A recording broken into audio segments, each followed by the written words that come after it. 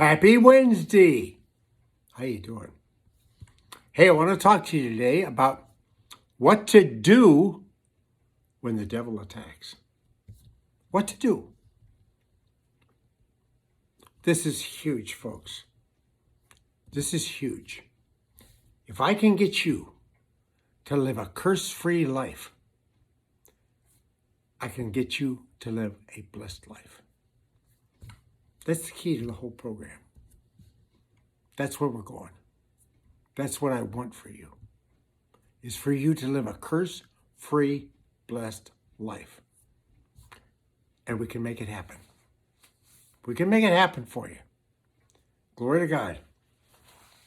Say this with me on this Happy Wednesday. The rest of my life is the best of my life. The best of my life is the rest of my life. Everything I touch turns to gold. I am smart, getting smarter every day. I am extremely talented. Good things are coming my way. Everything always works out for me. I am a wonderful person. Pastor Jim is a wonderful pastor. Pastor Jim is the ultimate pastor because I get results. We get praise reports every day. And lately, it seems like we've been getting a lot of them. And I praise God for that.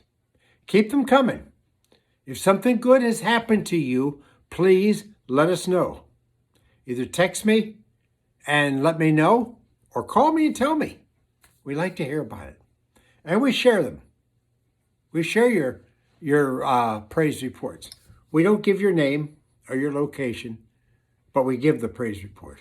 Amen. Make sure you call me today if you need your prayers answered.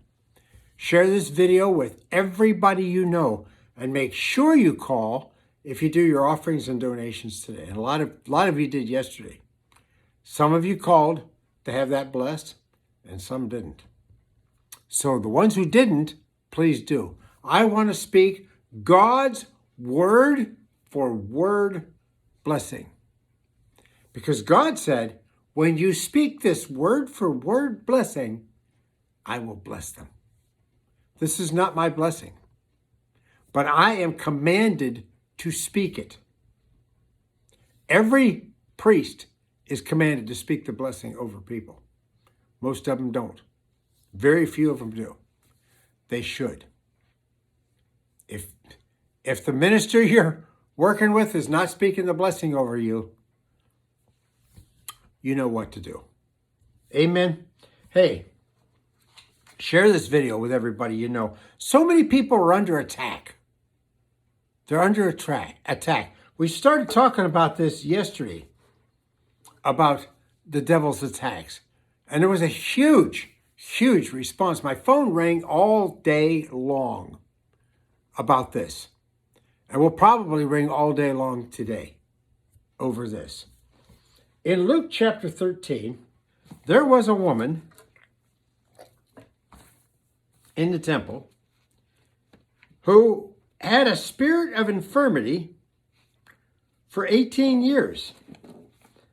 And Jesus called her over to him. Now, this spirit of infirmity is what you would call a demon.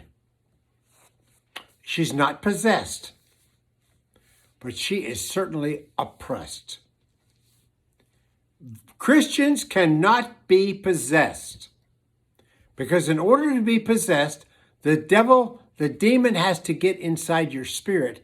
And if you're born again, the devil cannot get inside your spirit because the Spirit of God is in there. But you can be oppressed.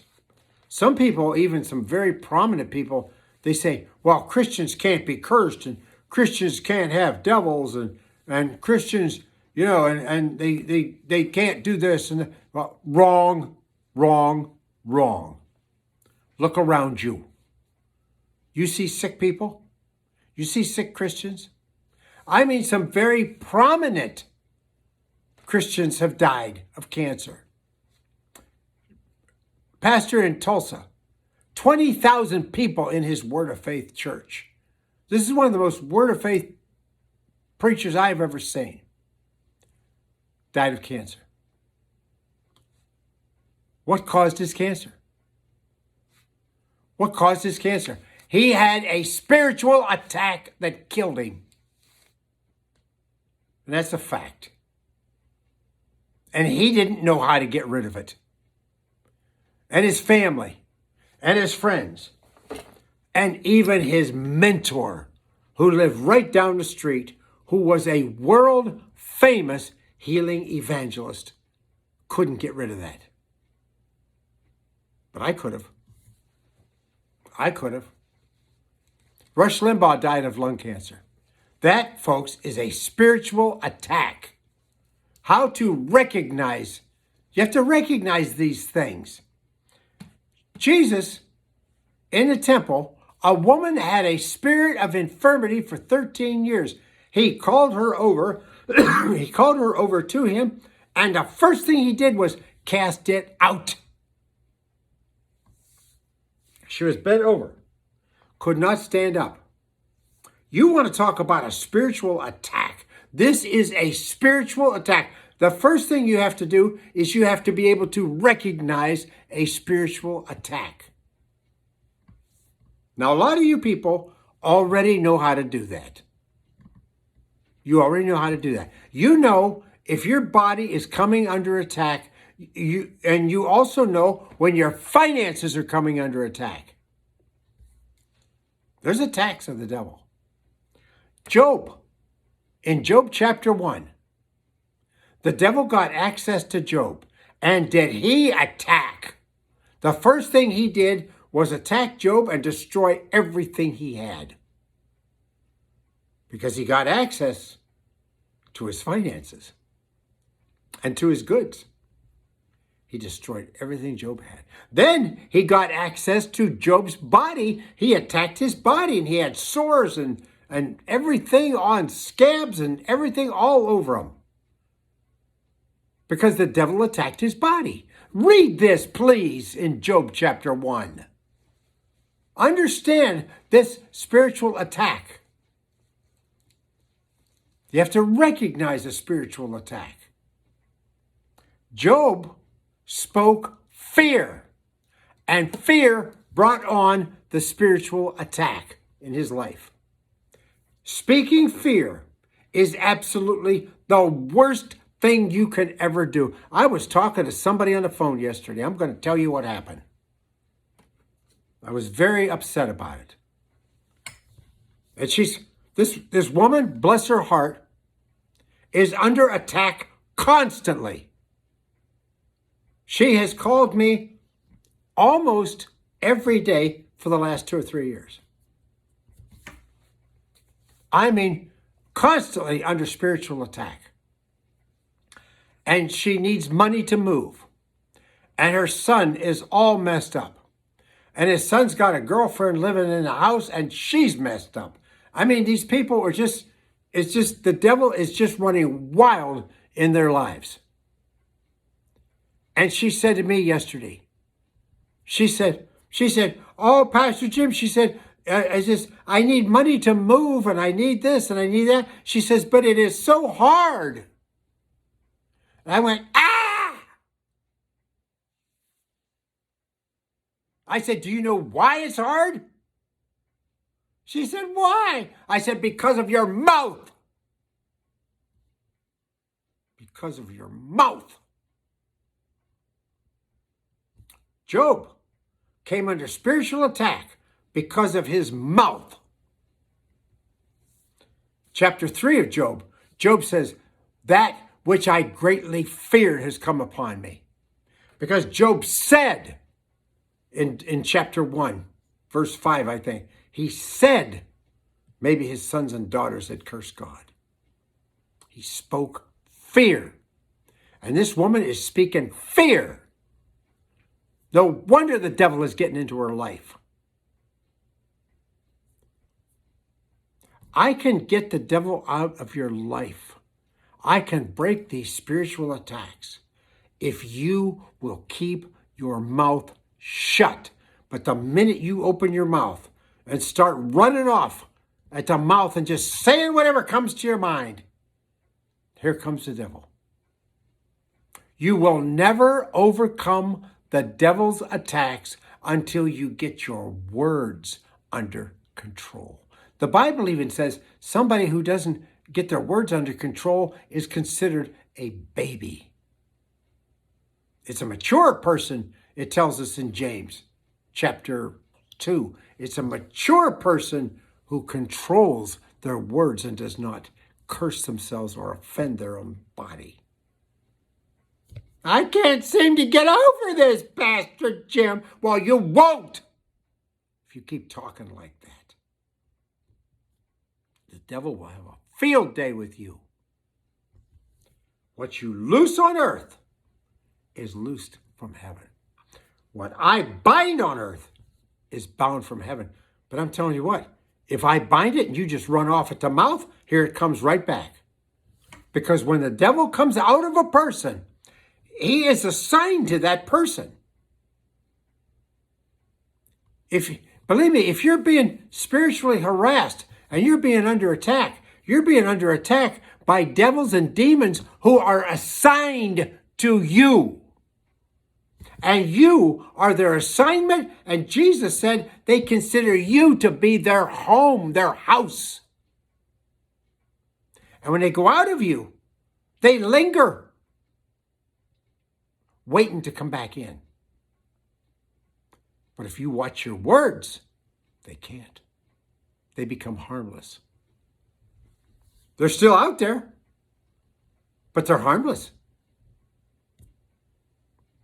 If you watch your words.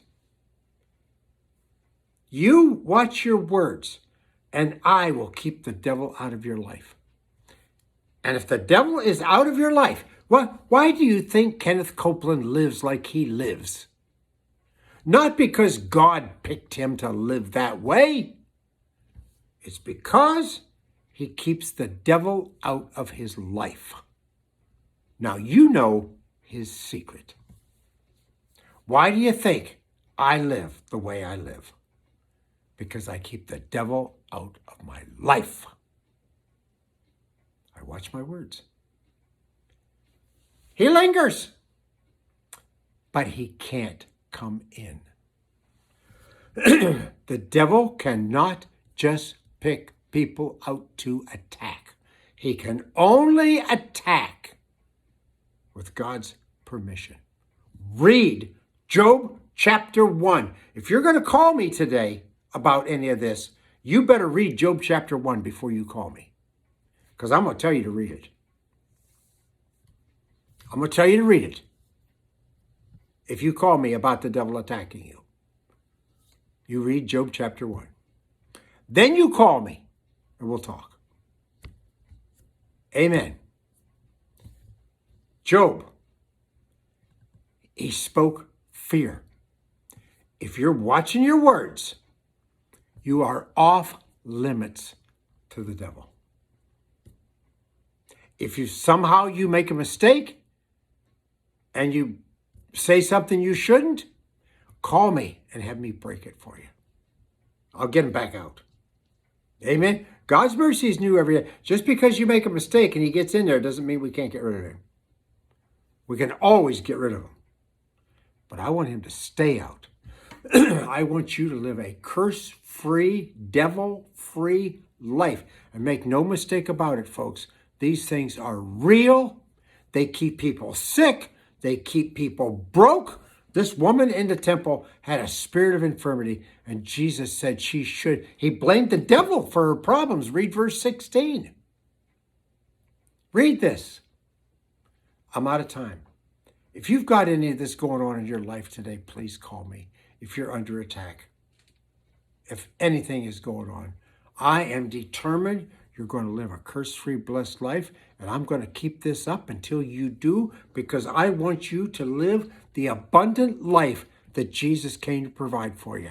But you got to get your words under control, and then I will get the devil and these curses and these spirits, these evil spirits out of your life, and you will live in health and abundance.